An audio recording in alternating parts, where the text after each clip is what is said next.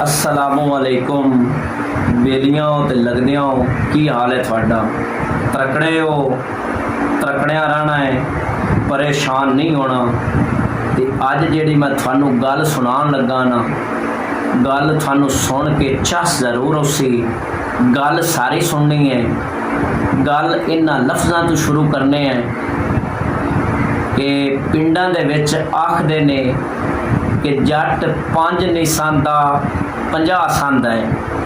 ये क्यों आखदे ने, इहदे ते गल करने हैं कि एक बंदे दी ना शादी हो जाती है, तो जदों दी शादी हो जाती है ना, तो थोड़ा जिहा वक्त गुजरता है ना, तो उनकी बीवी ना एक दिन फरमैश कर दी है। गर्मियां का मौसम होंदा है, तो उनकी बीवी का दिल होंदा है कि अज ना अंब ले आवे ना मेरा खावंद, तो गल बन जासी। वो अपने खामद नूं फरमैश कर दी है भी जा बाजारों अंब लेके आ रहा। उनका जिहड़ा साईं है ना, वो बंदा जिहड़ा है पहले तो दाएं बाएं करता है भी ये मेरी बचत ही हो जाए, लेकिन फिर वो बीवी का हुक्म होंदा है, मनना पौंदा है, तो बाजार वग जाता है। जदों वग जाता है ना बाजार, उतों एक दुकान तो अंबा का रेट पुछदा है, तो दुकानदार आखदा है कि 100 रुपये किलो। तो जदों 100 रुपये किलो आखदा है ना, तो उन्होंने एक बारी झटका लगता है। आखदा है कि इतना रेट कुछ खुदा का खौफ कर, कुछ रेट कम कर, बड़ा तू रेट ज़्यादा ला रहा है अंबा का। लेकिन दुकानदार ये आखदा है कि अगर तू खरीदने ने तो भी खरीद ला, नहीं खरीदने तो अगली दुकान पर वग जा।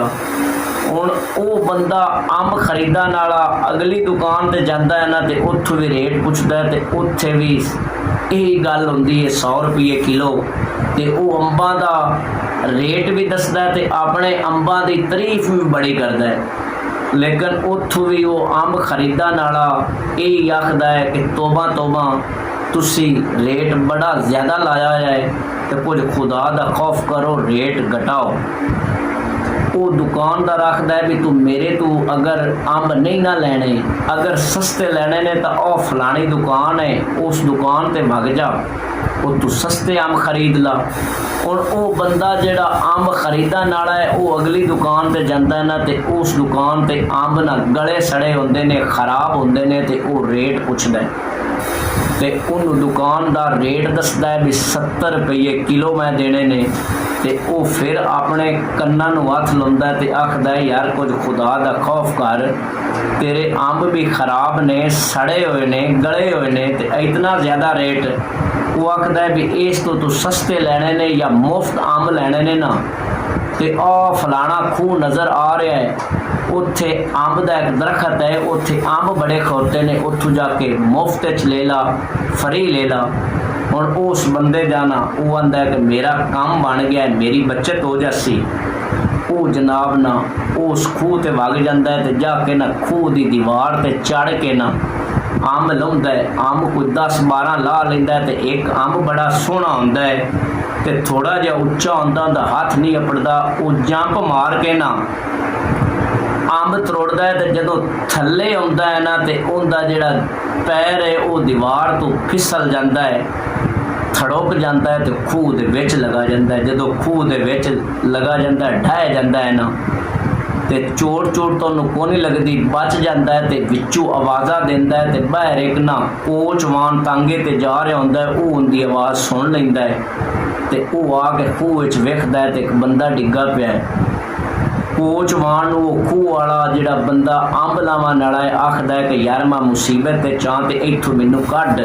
कोचवान रस्सा लिआंदा है, ते रस्सा ना खूह दे विच सटदा है, तो उस बंदे नूं आखदा है भी इस रस्से नूं पकड़ के ना बाहर आ जा। हुण बाहरों कोचवान रस्सा पकड़िया है, तो खूह दे विच उस बंदे ने, तो खूह वाला जिहड़ा बंदा है वो थोड़ा जिहा वजनी होंदा है, भारी होंदा है। जदों रस्से नूं पकड़ के उतां चढ़दा है ना, तो एक झटका लगदा है, तो वो कोचवान झटका नहीं सह सकदा, तो वो भी चाहे कि खूह दे विच। हुण दोवें खूह दे विच हुंदे ने, अंदरों आवाज़ां लाउंदे ने, तो हुंदा की है भी वो जिहड़ा अंब दे दरखत दा मालक है ना, वो आ जाता है, तो वो आवाज़ां सुनदा है, तो आके वेखदा है ना, तो दो बंदे खूह दे विच डिगे पे ने, तो उन्हां तों पुछदा है भी थानू की यकीन बनी है, तुसीं किवें खूह विच डिगे हो? ਹੁਣ ਉਹ ਜਿਹੜਾ ਅੰਬ ਖਰੀਦਣ ਵਾਲਾ ਹੈ ਉਹ ਆਪਦੀ ਸਾਰੀ ਉਹਨੂੰ ਗੱਲਬਾਤ ਦੱਸਦਾ ਹੈ, ਤੇ ਜਦੋਂ ਸੁਣਦਾ ਹੈ ਨਾ ਤੇ ਮਾਲਕ ਕਹਿੰਦਾ ਵੀ ਮੈਂ ਤੈਨੂੰ ਤਾਂ ਕੱਢਣਾ ਹੈ, ਤੂੰ ਮੈਨੂੰ 200 ਰੁਪਈਆ ਦੇਣਾ ਹੈ। ਉਹ ਪਹਿਲੇ ਤਾਂ ਦਾएं बाएं ਕਰਦਾ ਹੈ, ਲੇਕਿਨ ਮਜਬੂਰੀ ਹੁੰਦੀ ਅਗਰ ਉਹ ਨਾ ਕੱਢੇਗਾ ਤੇ ਉਹ ਉੱਥੇ ਰਾਸੀ ਉਹ ਜਿਹੜਾ ਅੰਬ ਖਰੀਦਣ ਵਾਲਾ ਬੰਦਾ ਹੈ ਉਹ ਮੰਨ ਜਾਂਦਾ ਹੈ ਕਿ ਮੈਂ ਤੈਨੂੰ 200 ਰੁਪਈਆ ਦੇਸਾਂ ਤੇ ਤੂੰ ਮੈਨੂੰ ਇਸ ਖੂਹ ਦੇ ਵਿੱਚੋਂ ਕੱਢ। ਉਹ ਮਾਲਕ ਉਹਨੂੰ ਉਸ ਖੂਹ ਦੇ ਵਿੱਚੋਂ ਕੱਢਦਾ ਹੈ ਤੇ ਕੱਢ ਕੇ ਨਾ ਤੇ ਬਾਹਰ ਉਹ ਅੰਬ ਖਰੀਦਣ ਵਾਲਾ 200 ਰੁਪਈਆ ਦੇ ਕੇ ਤੇ ਘਰ ਵਗ ਜਾਂਦਾ ਹੈ। बेलियो ते सजनों गल सुनाने का मकसद ये है भी कि वाकई ऐसे बंदे होंदे ने कि जेड़े 5 रुपये नहीं ला सकते तो वो 50 रुपया उन्होंने लाना पै जाता है। वो अपनी ज़्यादा बचत करते हैं। इस वास्ते बचत भी ज़रूरी है, करनी चाहिए, लेकिन इंज भी नहीं करनी चाहिए कि बंदे नूं उल्टा नुकसान ही होवे। ते इस वास्ते ये गल बोलते ने कि जट 5 नहीं सांदा 50 सांदा है। ये उन्हां बंदियां वास्ते है जेड़े बड़े कंजूस होंदे ने ते जेड़े फजूल बचत करते हैं। ते ये अगर दौलत पैसा रुपया जेड़ा है ना ये अगर इंसान कोल होवे ना तो इंसान किसी तकलीफ होवे किसी दुख होवे तो उनके तो बचता होवे ना पैसा ला के ते उस बंदे नूं पैसे वो ला देने चाहिए ने, सरफा ते बचत नहीं करनी चाहिए। अल्लाह ताला मेरे बेलियां ते सजना नूं खुश रखे। अल्लाह निगहबान।